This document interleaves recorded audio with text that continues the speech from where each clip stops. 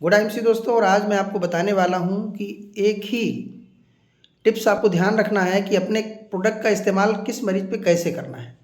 सबसे पहले आपको किसी भी मरीज की जो है होलिस्टिक अप्रोच करना है। मीन्स उसकी पूरी जानकारी लेना है कि कौन सी चीज़ खाने से उसको क्या होता है, कौन सी चीज़ से उसको फ़ायदा है, नुकसान है, उसका बीपी हाई रहता है या लो रहता है, पहले कोई ऑपरेशन तो नहीं हुआ है, या कोई दवाई खाने से उसको कोई साइड इफ़ेक्ट होता है। तो ये सारी जानकारी लीजिए और प्रॉपर तरीके से उसकी सारी बातें पूछिए, और पूछने के बाद फिर आपको उसको अपने प्रोडक्ट देने हैं। प्रोडक्ट देने का फार्मूला समझ लीजिए, ये फार्मूला हर जगह पे आपके काम आएगा।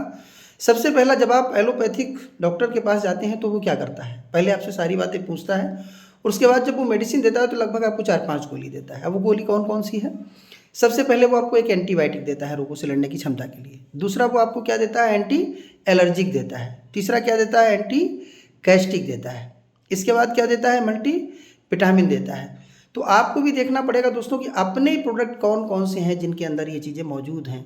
तो आपको ध्यान रखना होगा हमारे पास एंटीबायोटिक में क्या क्या आता है। जैसे आपका एलोवेरा है, गौमूत्र है, तुलसी है, नोनी है, हिमालयन बेरी है। तो आप इसको एंटीबायोटिक की श्रेणी में रखेंगे।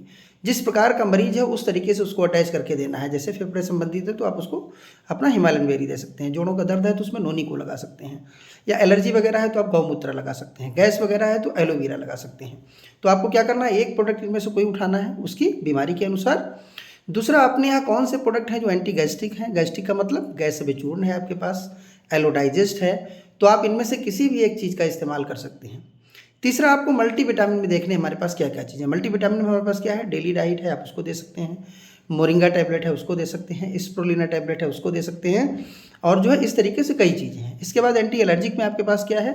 ब्लड प्यूरीफायर सिरप है, आप उसको दे सकते हैं। इन्फेक्टोनिल है आपके पास, आप उसको दे सकते हैं। व्हीट गोल्ड टैबलेट है, आप उसको दे सकते हैं। नीम प्योर है, वो उसको दे सकते हैं। तो इनमें से आपको चेक करना होगा कौन से मरीज को हमको क्या देना है। तो आपने क्या दिया? सबसे पहले एंटीबायोटिक, उसके बाद क्या दिया? एंटी गैस्ट्रिक, इसके बाद आपने दिया एंटी एलर्जिक, और इसके बाद हो गया मल्टीविटामिन। तो दोस्तों आपको ये 4-5 चीज़ें याद रखनी है।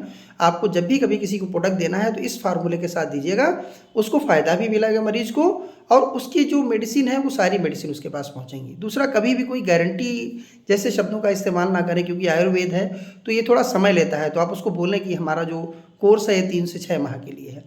हम लोग सोचते हैं एकदम जाते जाते उसको एलोपैथ की तरह आराम देते हैं। दोस्तों एलोपैथ की तरह आराम नहीं होता है, इसमें आपको मेडिसिन देना होती है, अपने प्रोडक्ट्स देने होते हैं। तो उससे 3 महीने का समय ज़रूर ले लें, और इस दौरान आप देखेंगे क्योंकि हमारे प्रोडक्ट धीरे धीरे उस पर काम करते हैं और बाद में एक बहुत अच्छा रिजल्ट उसको मिलता है, क्योंकि यहाँ बीमारी जड़ से खत्म होती है। तो मुझे उम्मीद है आपको ये टिप्स पसंद आया होगा, और अगर आपको ये टिप्स पसंद आए तो अपनी टीम में लाइक करिए, शेयर करिए। Love you all, good MC.